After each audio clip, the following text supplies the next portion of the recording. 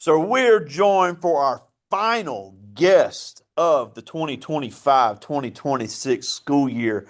My friend, Madison Central alum, Dr. Marjorie McLin Lenoir, owner of Reflections Vision Center. We thank you so much for taking some time out of your busy schedule for us. I've got a room full here with me at Velma Jackson. This is our entrepreneurship class, and we're recording this for all of our friends in Madison County Schools. Madison Awesome. Central, Ridgeland High School, Germantown High School, the Academic Options Center, and our YouTube channel. So thank you. I've wanted you on this platform for so long for finally getting to Awesome. join us today. Glad to be here. Thank you for inviting me. All right. So before we get into your business, because it is different than any other, I mean, so different in the way eye doctor runs things and so many skills on top of being a great doctor that are needed. But just give us a little background. Madison Central class of 1997, very talented class. And you were involved in a lot of things in high school. Oh boy. Do I remember everything? Proud Jaguar, first of all, Madison Central, class of 97. Yes, I was involved in a lot of things. I don't remember everything, but some of the things, I guess would be basketball one year.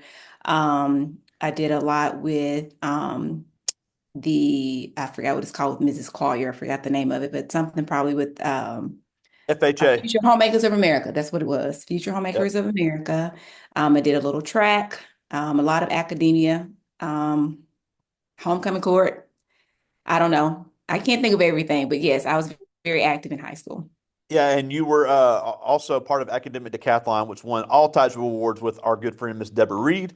And I used to watch you when you were the news anchor on the MCTV in the mornings as well. So you had your hand in a lot of things. But the reason that's important is because as kids are getting out of high school and making college decisions, the more you can be involved in, it not only prepares you mentally for college, but it puts things on paper. Because I have kids tell me all the time, well, I've never had a job. Well, people know this, but if they see you're involved in things and have leadership ability, that's going to get Exactly. you interviews for scholarships and get you in these programs. Because then you went to Mississippi College here in And Clinton, went to their incredible biology program. So talk about that experience coming from Madison Central and then going to MC. absolutely. First of all, I feel like I received a great education from Madison Central High School, very prepared for Mississippi College. Mississippi College, excellent education as well. Their biology department has even grown since I was a student there. I know for a fact the chair of the department well, he's the chair of the department now, but when I was an actual student there, he was one of the professors. Very, very hard classes, but pretty much anyone that applies to medical school, dental school, optometry school, any type of professional doctoral program, you pretty much get in. There are a lot of classes that they offer at Mississippi College that you're actually taking your first year in any of those professional programs, and you are trained pretty well. So, very happy with my education. Yeah, and we also had on this platform a dentist in Boston who did her master's at Mississippi College, and she was Awesome. coming from an HBCU and said, "Look, if you want to get into anything medical, Mississippi College is That the is way to go." correct. So, That is the way to did want to go. point that out there for all of our kids. You know, even if they don't want to be an entrepreneur, anybody interested in the medical field in Mississippi, MC is an unbelievable option for anybody. Unbelievable Now, you then program. went to Nova Southeastern Nova to Southeastern University is where I received my doctoral degree for optometry, 4-year program. So it's 4 years after your 4 years of undergraduate studies. And again, another excellent program. And at the time, I didn't realize it. So I've been in private school for a while. Nova is actually a private program as well. But it's an interdisciplinary school. So there are several programs there. I actually met my husband there as well. But several health care programs there, from dental to occupational therapy to osteopathic medicine, pharmacy, optometry, nursing, PA, anything you can think of. Again, just another shout out to Nova Southeastern University. I was very well trained. Just a great program. Now, with all that being said, obviously you went through some top medical programs. Your resume in optometry speaks for itself. But we have had several medical professionals on this same platform tell us I was great at taking care of patients. I knew everything there was to know about my particular field. but I knew nothing about how to run a business. So being an entrepreneur and being a skilled optometrist are two completely different things because That you is now own correct. two clinics, one in Madison or in Gluckstadt and one in Columbia, That is correct. and it is a whole different set of skills. So Yes. talk about that new part. After you became a successful eye doctor, you had to learn on the fly how to be an entrepreneur. And I have people that are around our age all the time say, I wish we'd have had something like this when we were in high school. Correct. Oh goodness. Yes. So, a lot of my knowledge has come from other colleagues, people that have been burned before, if you will, and then just trial and error sometimes. I hate to say that, but if the students are able to even get any type of training as far as being an entrepreneur, they are way ahead of the schedule. A lot of my information, like from other colleagues, would be, getting information. Actually, you know what? No, let me take that back. The other thing is I actually I had to hire a consultant when I first opened, because again, you try not to lose too much money when you're opening a business, because if you don't know anything, you will burn a lot of money because you'll either get burned by the knowledge that you don't have and people will take advantage of you. Um, so even just with a consultant, that did help tremendously. Um, as far as some of the other information, I kind of learned it on my own. And it did help in the long run, I put it that way, because when I first started my first practice, believe it or not, my mother actually came in and answered the phone for me. So a lot of the things had to be done by myself, as far as filing insurance, following up on insurance, make sure that we were paid from the insurance companies. As far as answering the phone, I had to, help my mother with the phone, etiquette, scheduling appointments, as far as referring patients, everything was kind of like learning on my own. And of course, if it happens now, if I had to be there by myself, then of course I can run the whole office. I would rather not do that, but at least I know what to do. Yeah, and you have to put up job descriptions. You have to manage employees, hire employees. Everything. There are certain type, and we won't get into too much into it, but there are certain types of skills that your particular field of medicine definitely has to have for people. What's the word?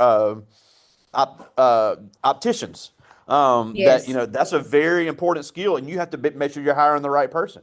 You have to correct. hire people that know how to run a software system, and you have to use the right one. And then, like we were talking before we started recording, optometry is different than a lot of other fields of medicine That is because you're dealing correct. with two different types of insurance. If That we're is going in and correct. getting glasses or contacts, you're dealing with vision insurance.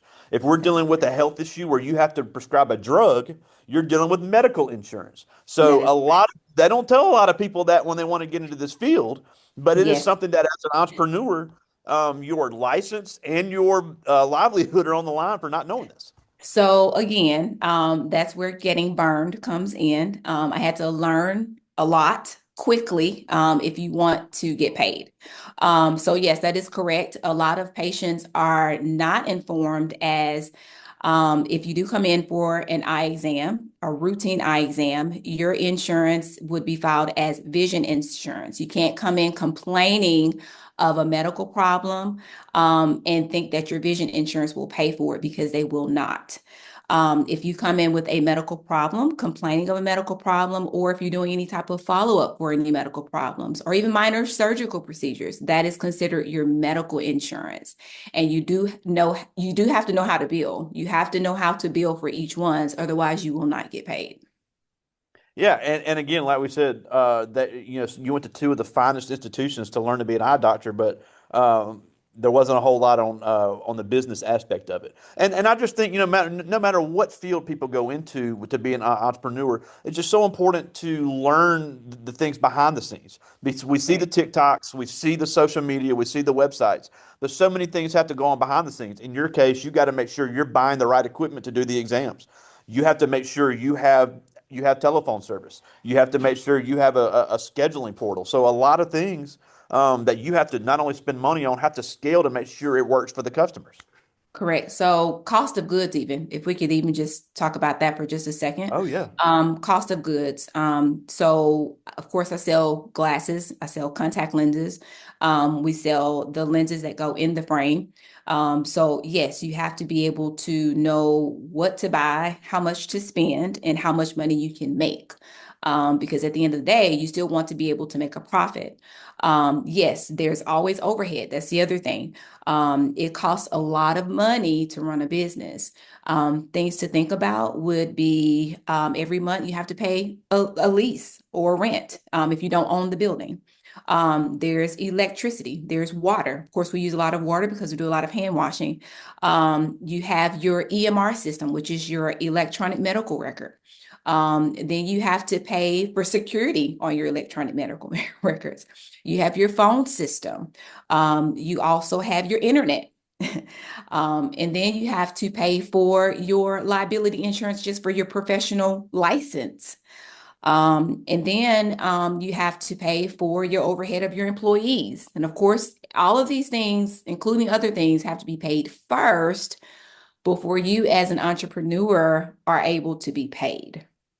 Yeah, So, and, yes, and you're correct. you brought up a great point there too about you actually sell a product. Unlike other doctors, you actually sell the frames, sell the lenses, sell the contacts, and along the same lines of not only helping people adjust their eyesight, they have to be able to buy something that fits their individual style, fits their budget. So you can have a ton of high end frames that the people in Madison County probably won't be willing to pay as much for, depending on their insurance and their income. But you have to also think about, okay, people here like this type of stuff. I need to sell this, and that's where you have to have that relationship with these manufacturers of the lens, of the frames.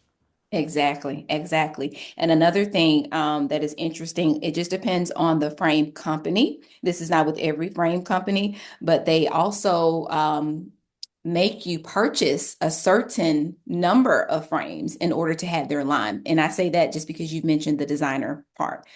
Some of the designer frames, you do have to purchase a certain number of frames in order to sell their product. Awesome. Now, hold on.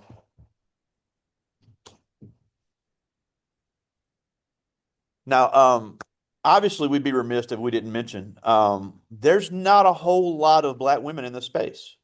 And I know we've already had Black History Month. We've already had Women's History Month. What are some barriers that you faced getting into this? Because we never had I know we grew up in the same area. I never saw a black female eye doctor.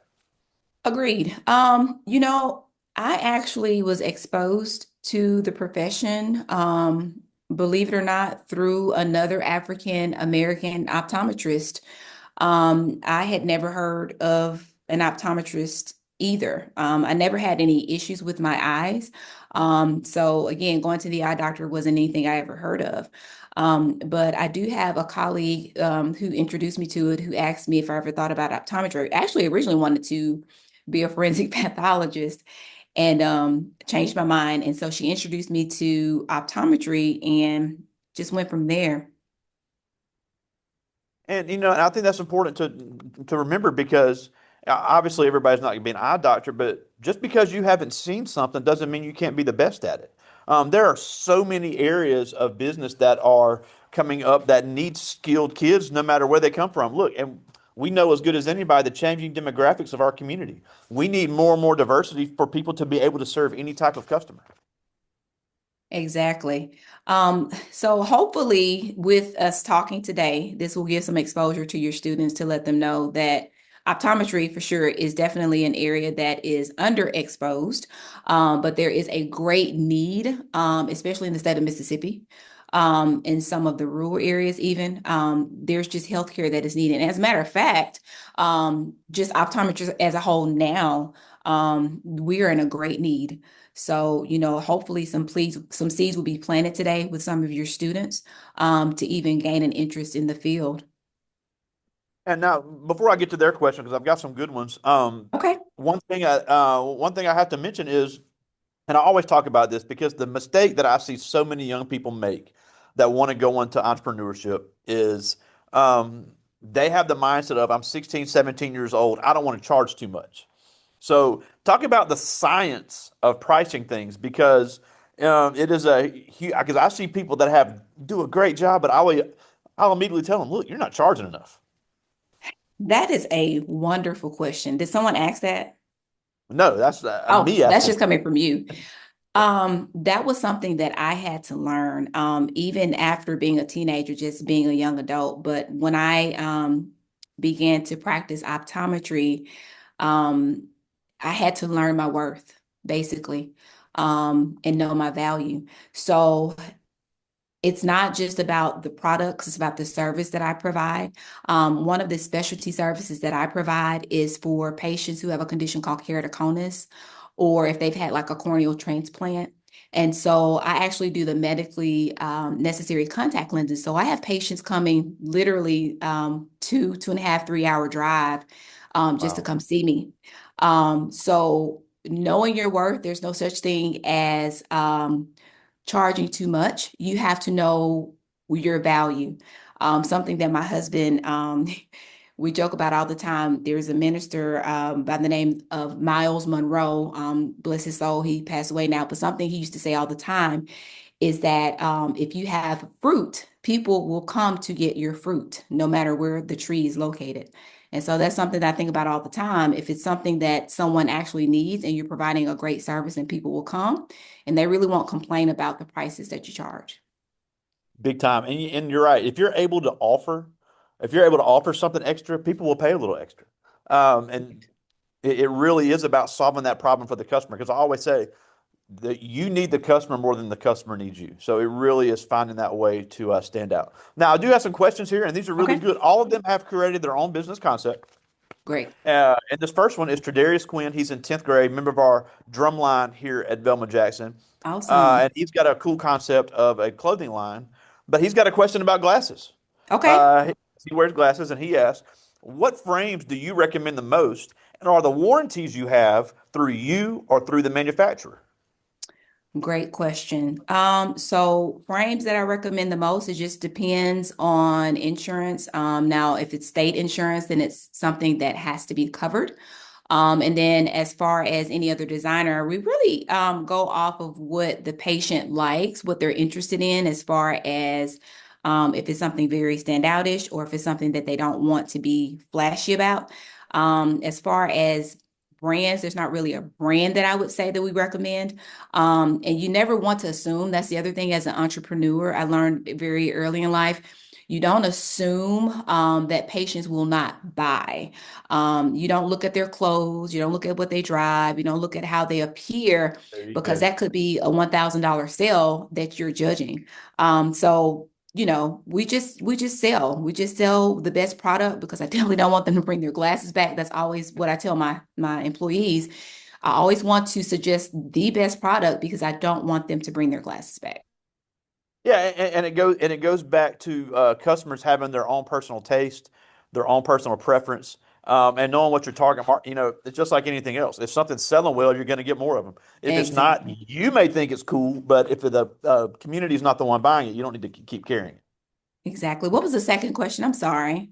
Oh, he You would asked ask, something are else? your warranties through the manufacturer or through you?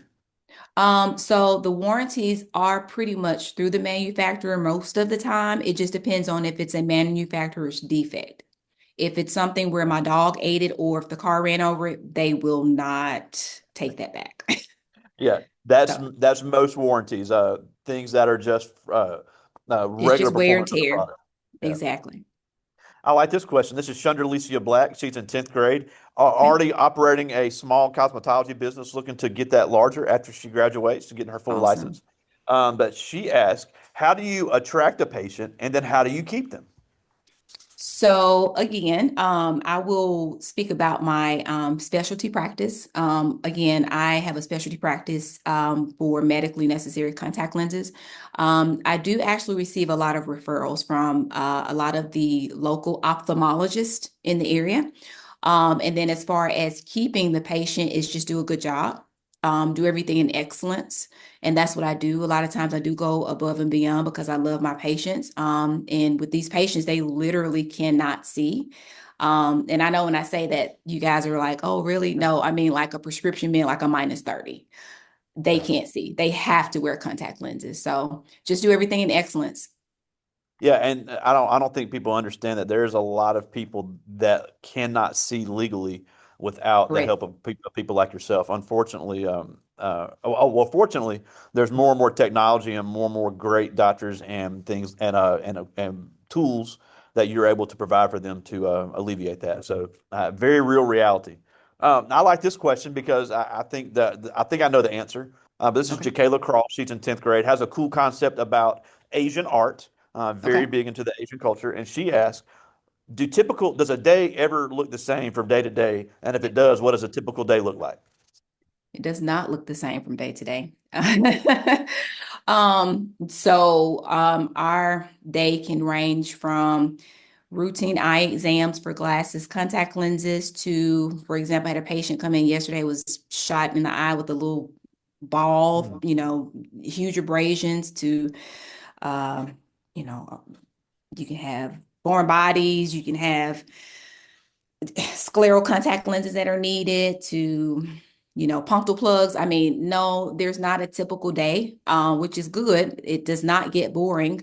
Um, you know, just busy. That's a typical day. All right, I got time for two more. I like Okay. this first one. This is Quenisha Kennedy. She's in 11th grade. Has a cool concept for auto detailing. Okay. And she asked, if you could change one thing about your path up until now, what is one thing you would change? Ooh, that's a good question. Hmm. I would say I just wish I was a little bit more knowledgeable as far as the entrepreneurship, just like what you're doing now, just having a little bit more direction as far as, which way to go, how to do it, instead of the whole trial and error getting burned. One of the things I did get burned on was my first EMR system. I lost about $10,000 just because of them not doing what they were supposed to do. Um, you know, just having the right direction. That would be something that I would do different if I had the education that was needed. Awesome. I got one more. This is Elijah Dawson. He's in 10th grade. Has an eye care question, and he asks, Okay. how do you approach problems that are specialized, like dry eye treatment? Great question. So it just again depends on the severity of the dryness. You can use different things such as over-the-counter products. You can use prescription products. You can use punctal plugs. Not sure if you ever heard of that or not. And also sclerals are another option. It just all depends on the severity of the problem and what has been used. I also will say, again, this goes back to knowing how to be an entrepreneur and knowing how to, um, I guess, work with insurance. Insurance companies don't allow you to do everything that you want to do or what is best for the patient. You have to play the game and do what they say first. So there are different types of treatment for dry eye, but you have to know what order to go in. I'll put it that way. Yeah, and one thing on top of that, I'm glad you mentioned that. I appreciated this, and I won't say the name of any eye doctor that it was, but I had Yeah. a certain insurance, and I had a list of people that were in the system. Made an appointment. I got there, and the people that were there said, "Look, the doctor that was here, that had that insurance, doesn't work here anymore. So we don't want you to have to go through this and pay a lot of money. So here's Hmm. some people that do take your insurance." And even though, obviously I couldn't be a patient there because of that, I made sure that I let everybody know how much I appreciated that That's because good. they wanted me to be there, but at the end of the day, Right. the insurance that I had wouldn't allow me to be. So they were like, there's no point in trying to bleed somebody of some money. We need to be honest Exactly. and ethical in the way we do business. That's right. Exactly. Exactly. Now, we're almost out of time, and we thank you Okay. so much for Oh, joining us. you're But a couple welcome. Thank things. you for inviting me. Oh, and we're glad to have you. But a couple things before we go. First of all, tell us where we can find Reflections Vision Center online and where your location is. Yeah, absolutely. So it's Reflections with an S, visioncenter.com. We do have two locations. One is located at 101 Lexington Drive, Suite C in Gluckstadt. Second location is at 317 Church Street in Columbia, Mississippi. Yeah, so all of our friends down in the Pine Belt can check it out down in Columbia. But all of our, you're right there in Gluckstadt, really busy area, great location for anybody in Madison County. Or like you said, people are coming from a long way off. The last thing before we go, and look, you're ending a great year of guests that we've had on this platform for us. But as these kids are not going to be in this class next year, they're going to start making decisions for their life. Why are these young black kids so needed to be the business owners, even if it's as a side hustle, as a part-time business? Because it's needed for our culture, it's needed for our economy, it's needed for our community, and it's needed for them. So as they start making these decisions, why should they really consider finding a way to create that entrepreneurial brand here in Madison County? Absolutely. They need to make sure the next generation understands that it's possible to be what they see. Um, they need other people that look like them. And sometimes, even, in healthcare, patients are more comfortable seeing minority physician. It's just the truth. Yeah. They can be a little bit more honest or they just feel more comfortable. So people need to see people that look like them. And they can achieve anything they put their mind to. And hopefully and prayerfully, I planted a seed even for optometry. Again, I wasn't aware of it as myself, just because I never saw anyone that looked like me. So just knowing that it's available, that they have to pass the torch. Awesome. Well, again, I mean, I know I speak for so many people, and I'm so proud to say I'm a fellow Madison Central Jaguar.